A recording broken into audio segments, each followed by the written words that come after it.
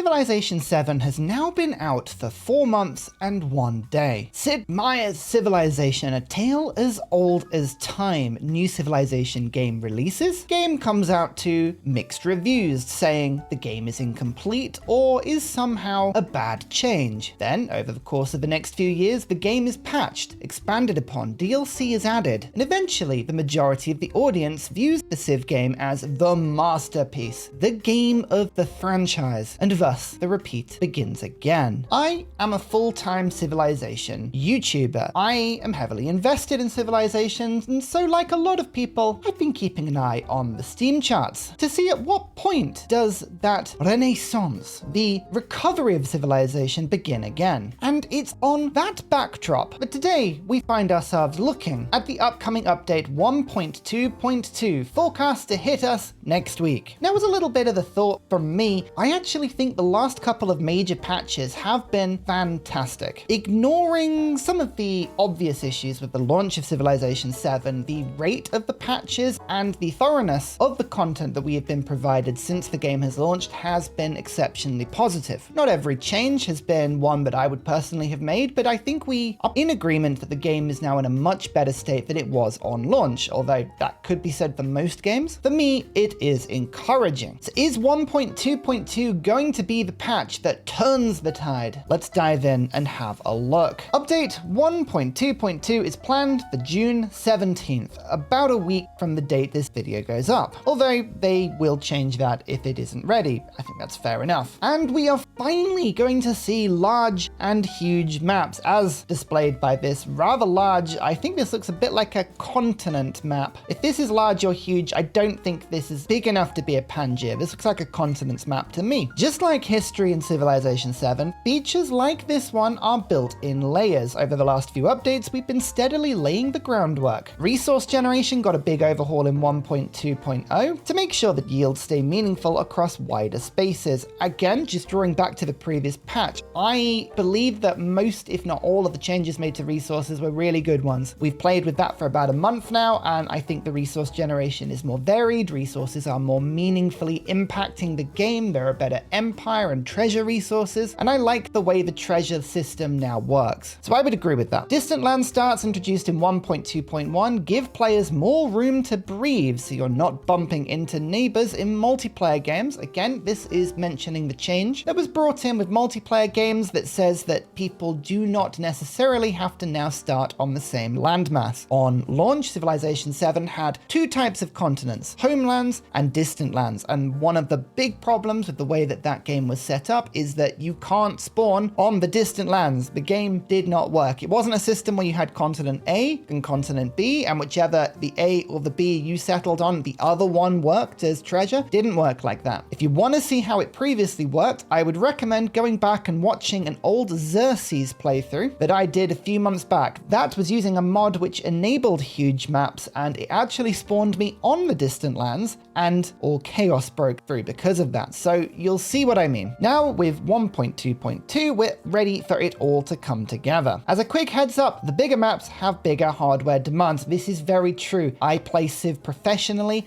In order for me to play my huge, massive Civ 6 and Civ 7 games, my kit is pretty epic. Just beware, big maps do take more. On some systems, most systems, you will notice slower turn times or performance drops, especially on lower end hardware. You've been warned. Now again, this is one of those things that's a little bit of a sign of the times with modern gaming. I would like it if the game ran silky smooth, like one of those greased slides you have at children's parties where the dad has been up and down it with the furniture polished, just making sure that the children hit about 0.1% of the speed of light on the way down. Alas, the bigger the map, the more equations, calculations, graphics, cities, the more rendering, the more the PC or the console has to keep open in its mind. And because of that, it's worth bearing in mind that large and huge map types will be supported on PC, Mac, Linux, PS5, Xbox Series, and Nintendo Switch 2. So already they have mentioned mentioned that this will not apply to older generation consoles. I think we would all agree that this is a little bit of mixed news. On one hand, I think it would be fantastic if all console players and all PC players of whatever hardware would be able to play on the full range of map sizes because of the efficiency of the game. Don't get me wrong, that would be a perfect world, but we have to be realistic. We have seen how the Nintendo Switch powered huge Civ 6 maps. It did it. My goodness, the thing ran so hot, it could have started nuclear fusion. I'm pretty convinced, so I can see why they've limited it. It's a choice, isn't it? Do you give players the ability to play whatever map types they want, or do you restrain it so that they can't play things that are going to be noticeably bad? I think you could argue that point either way. As the player count, both large and huge maps default to 10 civilizations in single player games. That has currently been a limit of 8 on most games. That is now 10. However, huge can optionally go up to 12, even if you only have 10 civs, which in this case, you'll see some duplicates. Okay, this is big news. We have had a hard cap of 8 or 10 civs in the game so far. Going up to 12 is a fantastic change. For me personally, it means I can film huge games on TSL maps or huge maps, and I can ram it full of more civilizations. Sure, we're going to have some duplicates, but that's quite a normal thing. There are enough leaders to have different leaders. It's the Civ itself that will be the duplicate. It won't be many launches of DLC until we have 12 Civs. I do miss the cap of 20 that we've seen in Civilization 6. I wish we were closer up to 20. I wish I could have the option to push it up to 20. The way that Civilization 7 seems to have been built requires there to be a limitation on the number of Civs for it to be competitive and for it to render and play properly.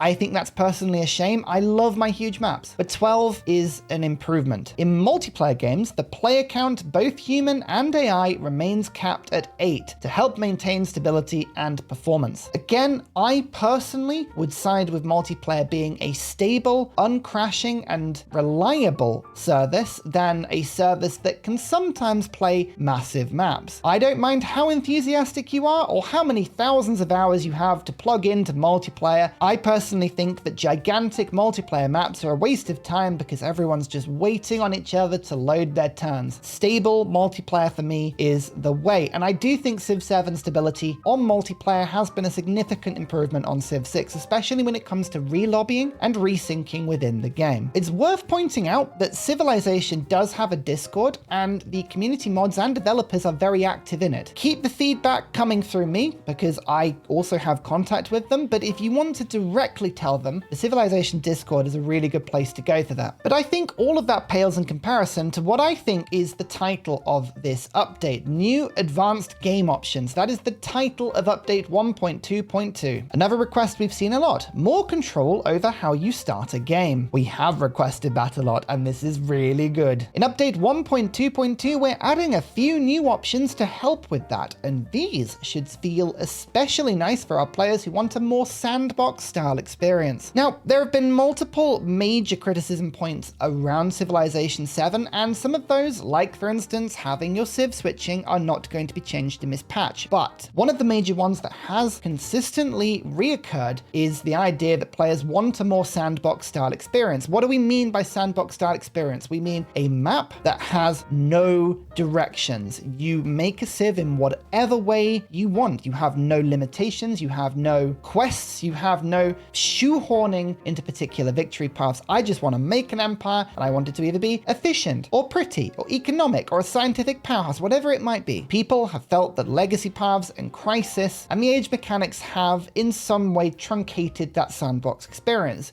Here are the options. Here they come. Turn legacy paths on or off. You can now turn off legacy paths either for an age or for all of them at once. So that is a double change. Not only can we turn legacy paths off individually, so I could turn off the cultural and economic legacy paths and leave military and economic on if I wanted a more aggressive game. I could turn them off entirely, or I could turn them off just for one age and not another. Huge change, that very welcome. I did say I would have liked to have seen this at launch, But if we're now getting it, that's a huge win for me. With this change, you can now play a Civ 7 game without legacy mechanics to enjoy a full sandbox style game. Or if you want to focus on just one or more legacy paths, you can turn specific ones on or off. Turning off economic exploration, am I right?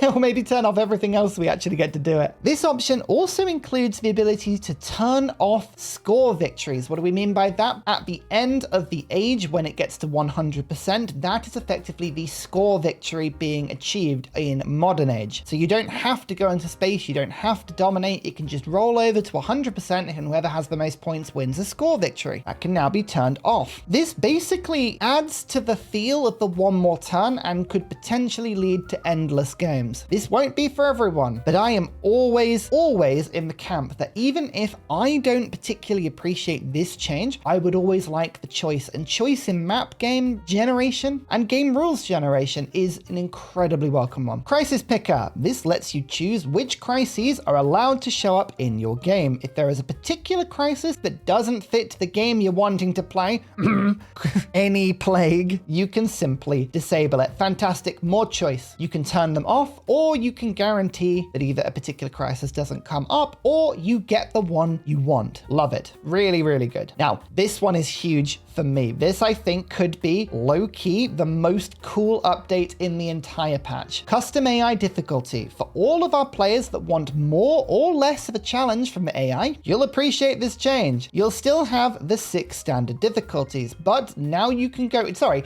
I really wish we still had 8 difficulties. I don't know what it is. I just miss the 1 to 8 system of Civ 6. I know that it wasn't always 1 to 6, but because I started on Civ 5, we had 1 to 8 on that, and then we had 1 to 8 on Civ 6. I miss the 1 to 8. This is such a weirdly minor thing. You can now go in and tweak individual systems like economy, combat, and expansion, customizing your AI opponents to your liking. Now, I reserve a little bit of judgment until we see just how many options we have and just how many criteria we can change.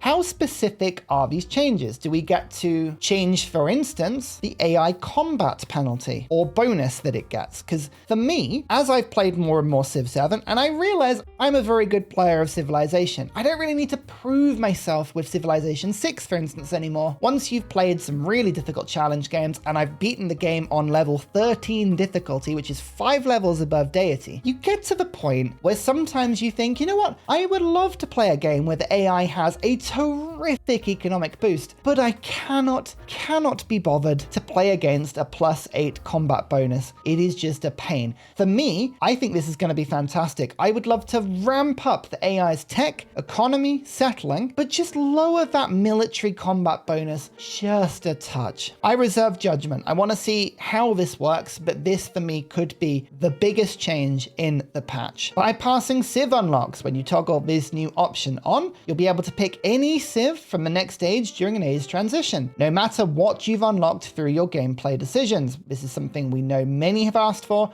especially those who want more freedom to experiment or roleplay. I'll be honest with you, audience, I know a few of you really did have a problem with having to unlock Civs because you want to play the Civ you want. And I respect that this change helps you, but can I just be honest with you? There was not a single Civ in this game, maybe with the exception of one I can think of, that was difficult to unlock. They were all so easy to unlock if you actually put the effort in to do it. Apart from Spain. Okay, Spain admittedly was really tricky because I don't lose settlements, ever. But huge change. Again, it's all about allowing the player freedom, and freedom is fantastic. Independent power hostility. This controls the initial hostility of independent powers. You can dial it down for a more relaxed experience. So basically that will mean independent powers will spawn friendly. They won't attack you and they'll be easier to befriend, or crank it up for more heat. But if you settle too close to a friendly independent power, it will still upset them. Crank it up for more heat effectively means that they all act as barbarians. They all start hostile. This is the precursor, I'm calling it now, to a raging barbarians mode. We had it in Civ 5. I think we're going to see a return to the barbarian raging mode in Civ 7 at some point. Steam Workshop support. We've been currently working around that with this fantastic Civ mods manager, although admittedly today it is down, which is really funny. But Steam Workshop support for those who play on Steam is a fantastic addition. They're also saying that to help people get started, we're including documentation, a few best practices, and some simple example mods made by a few of us on the dev team. I personally love that. I am looking to actually learn how to mod in this iteration of Civ 7. I've been avoiding learning to mod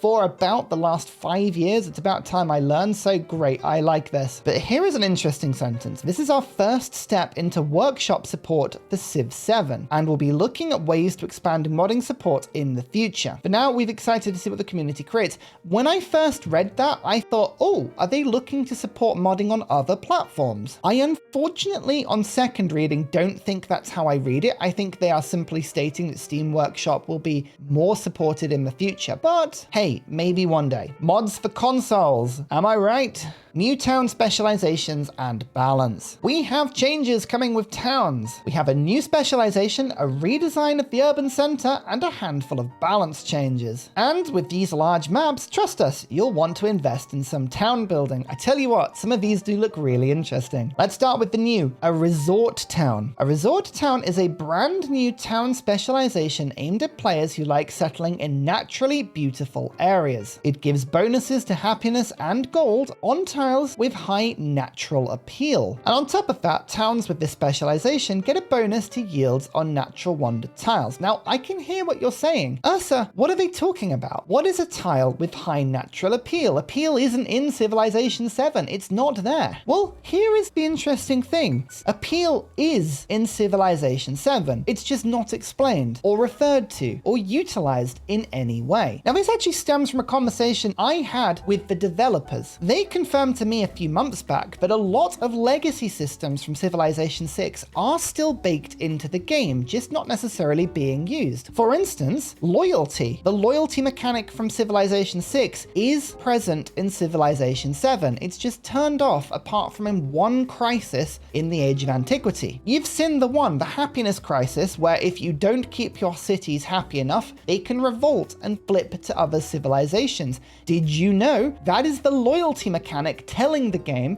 where to send the settlement? So for instance, if JB Genius were to decide to flip, it would probably head over to Rizal because he has 2 settlements around, producing more loyalty pressure than Harriet Tubman does with that city. So appeal is yet another one of those systems that is in the game. How do we know that appeal is in the game? Can you search for it? No. Is it in the user interface at all? No. Is it a mechanic in the game that you can see? Yes. In Civilization, a tile with high appeal, now I don't know if this is charming or breathtaking appeal because we can't check it, but I think it's charming or above. If a tile has charming appeal or above, it will have 1 happiness on it for every age of the game. This is currently the modern age, and you can see this tile can be improved with a farm. That would give me 3 food. What does it have near it? It has 1 forest tile, which increases appeal, and 1 rainforest tile, which decreases appeal. Or actually, no, we can say this is probably showing the mechanism. Again, it's really difficult to say because we can't actually see everything. I think it's breathtaking, you know, because there's also a river. So we've got 1 river and 2 forests. Yeah, so this would have a +3 appeal. So there's nothing on it. However, this tile has 1, 2, 3 forests and a river. So this is a +4. This is a breathtaking tile. And because of that, the tile has 3 happiness. And this is throughout my empire. You can see this on quite a few of my rural improvements. Why is it that this terrace farm gives me 3 happiness and this one doesn't? Appeal. It is in the game. It's just that no one ever tells you. If you've ever wondered, by the way, why, if for instance, I'm gonna put a tile down and I want to get the happiness, and then you put the tile down and the happiness disappears,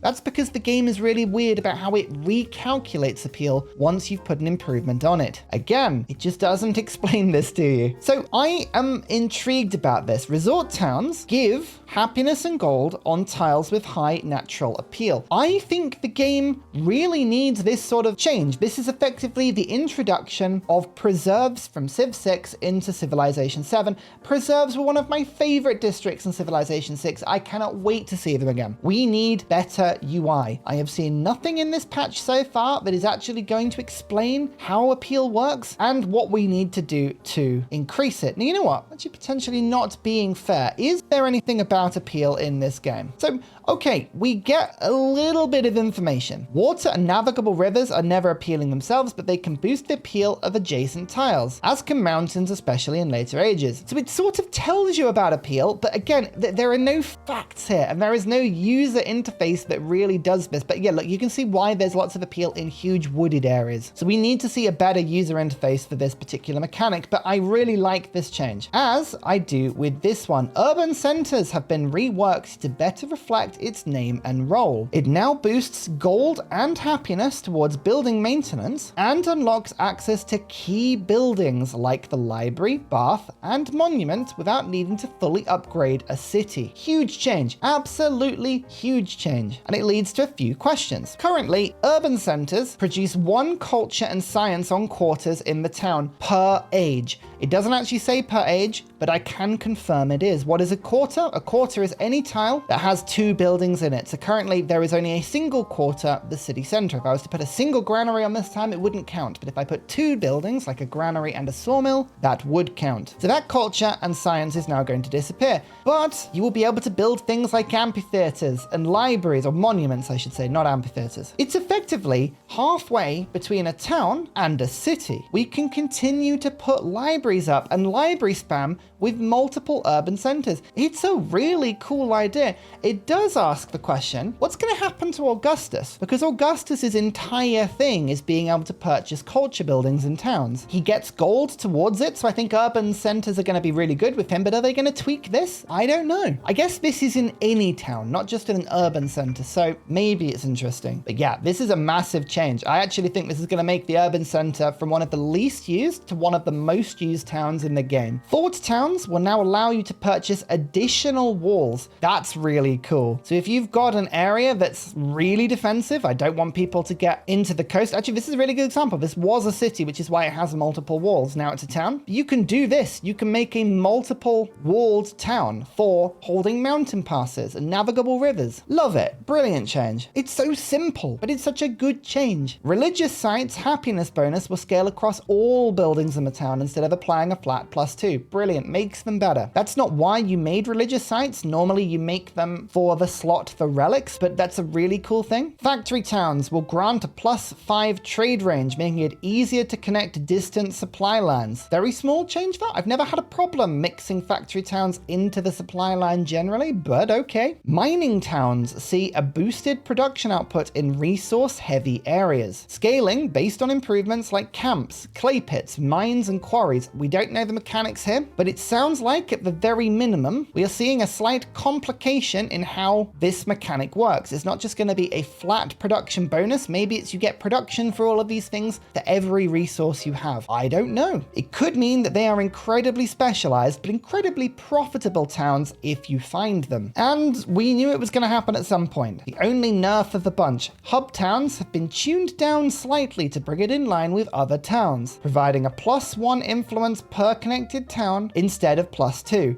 Now, okay, hub towns did need nerfing, so I'm not against this change. I have just filmed a series, spoilers, where I get above 1,000 influence per turn. This is my slight critique of this particular change and why I think we need to revisit this again. The problem with hub towns is not the amount they give you, it's how it's calculated. What do I mean by that? Currently, and this is an interesting game because I have not exploited this mechanic on this map at all. Currently, a hub town gives you 2 influence per settlement connected to this town. Sounds okay on paper, but connecting settlements is a very abusable mechanic. A connected settlement is anything that has access to the water on the same continent. Again, this was a terrible map for it, but say for instance I'd settled tons and tons and tons and tons and tons on this blue continent, all with coastal settlements. I could have had 20, 25 connected settlements. Easy enough to do. If I get an abusable situation where I can have 20, 25 connected settlements, going from +2 to +1 is going to make make no difference whatsoever. All it does is it actually penalizes hub towns in games like this. This town only has a single connection. It would only give me 2 influence, or now after the patch, 1. For me, I don't mind a lot of influence being in a single town. What I think is it needs to be slightly different in terms of per settlement connected. I would like to see a big bonus, but a limitation on how many of these towns could be made. For instance, why don't we say that only 1 hub town per continent can be made? Or that you get a certain amount of influence per hub town, say 3 influence per connected settlement, but when you make a second hub town, that goes down to 2 per settlement, and the next one is +1, or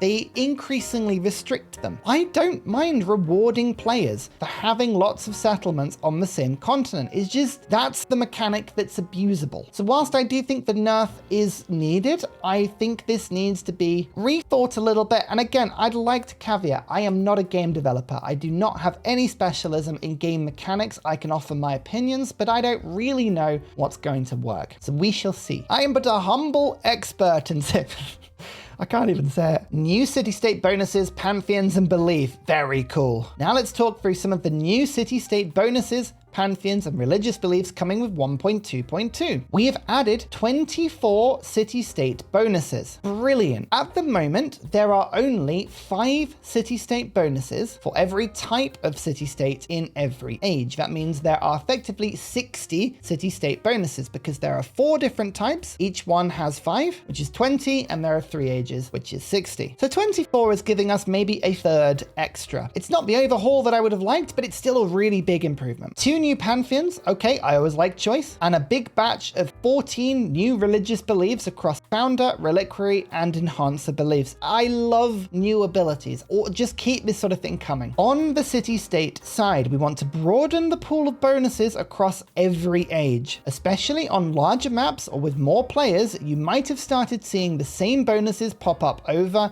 and over. Yep, we certainly have. This update introduces a wider spread of options, including bonuses that better reflect where you are in the game, like expanding settlement limits in Antiquity. Hey, that's amazing. Oh, I love that change. Or new yield bonuses tied to buildings during the exploration age. I have to hold judgment until we see all of these written down on paper, and we've played a couple of rounds with them. But city-states need fleshing out. They need more options. They need more interesting mechanics. It sounds like you're still going to have the same list to choose from every single time. I do maintain there needs to be a little bit of variance, a little bit of randomness, perhaps a little bit of identification so that certain city-states have certain bonuses. I don't know what the exact solution is on this, but having more options is huge, and especially with Pantheon and religious beliefs, this is really cool. Speaking of, on the religion side, we've added 2 new Antiquity Age Pantheons and a range of new beliefs with a focus on creating more reasons to actually convert your cities, not just cities belonging to your neighbors. Really interesting that. This is going to be a massive religious overhaul. Religion still has room to grow when it comes to engaging gameplay. This update adds some variety, but we've got our sights set on bigger changes in the future. Well, let's talk about religion quickly. So they've kind of said in this patch that religion as a mechanic is going to be overhauled in a future patch. We are not seeing fundamental changes in how religion works. What do I think religion needs? Religion needs more complexity. At the moment, it is simply a case of moving a missionary in and doing 1 charge in the urban and 1 charge in the rural. Missionaries cannot fight. There are no wizard battles. There are no ways to kill missionaries. There is no way to stop the AI from spreading religion to your settlement. There is no way of protecting your settlement religiously. So it is literally just a mechanic at the moment where missionaries chase each other around the map, converting in a circle, and round you go. That is the religion mechanic. I would like to see it overhauled. I'd like to see it made more complex, engaging, and more intrinsically connected to the other mechanics in the game. So if that comes in a future patch, fine, I'm happy to wait. But it is an interesting thing, this. Apart from 1 civic in exploration hidden within the religious tree that gives you 15% yields on science, gold, culture, and happiness, I believe, if cities follow your own beliefs. People forget about this one. It's really quite handy. There is no reward to keeping your cities actually following your religion, apart from just keeping you out of trouble in some of the crisis. It sounds like there are now going to be beliefs where you can choose. Do I spread them to my own cities, or do I spread them abroad? Do I collect relics or do I get yields at home? Don't worry, kids. We have religion at home. It's that sort of thing, isn't it? I can't wait to see these. I don't know what these abilities are, but depending on the complexity and the power of being able to keep religion in your own lands, this could be a really welcome change and a two-part setup into bigger changes later on. Speaking of, these are some other things happening in 1.2.2. Specialist balancing. After our big food buff in 1.2.0, specialists are feeling a little overpowered. Yes, they are. Again, I still maintain I would like to see more of a shift towards specialists giving you adjacency bonuses rather than the flat bonuses that come from a civic tree. I know not everyone agrees with that, but especially when their maintenance cost could be negated via various policies, that's never really that's not the power problem. The power problem is the fact they get ridiculous later on. We rebalance the policies to keep in line with the new food curve. I think this is going to be welcome, but I think this is scratching the wrong itch with specialists. I would like to see this overhauled. Treasure fleet improvements. They are growing legs. These will now be called treasure convoys, and you'll be able to use them over land and not just the sea. Very welcome change. If I just show you this map, this was distant lands, okay? And you can see the size of this map. All of this treasure in the middle of the map, none of that was available to be escorted home because treasure only creates treasure fleets if a settlement is within 3 tiles of any navigable river or coast, because you need the fishing key. If you don't have the fishing key, it doesn't work. So, for instance, if treasure was being spawned in this settlement, which, you know, it would have been, there currently is no way of getting it back. So, treasure convoys, fantastic improvement. Really, really well-needed change to the treasure system. The scout dog is now pettable. Come on, like, video over. Sorry, we've done it. We've achieved what we needed to. Oh, thank goodness. Pettable dogs, yes. Bug fixes, UI polish, quality of life improvements. We'll read those when we see them. And some things to mention. If you didn't see something covered in this check-in, it doesn't mean it isn't being worked on. There are plenty of other features still in progress, like Auto Explore.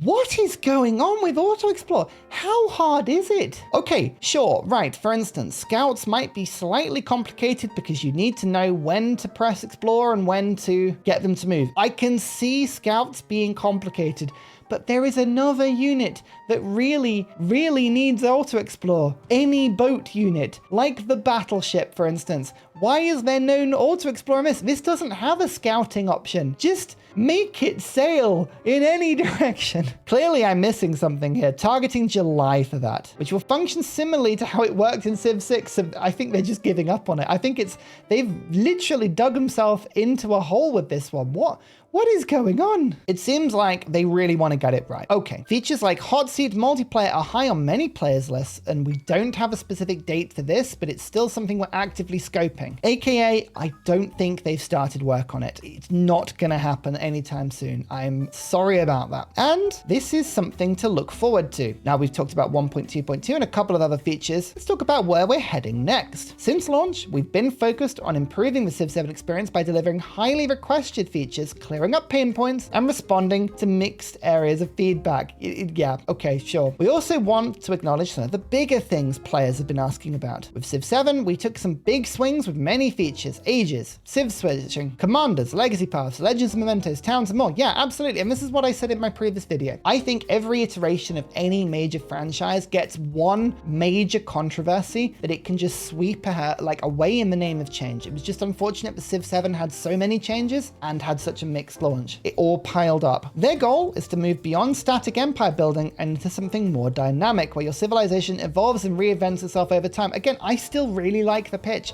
I personally am enjoying it. I know it's not for everyone, but I really like it. That being said, we also hear that some of these features haven't landed quite as we'd hoped in their current implementation, such as age transitions can feel abrupt.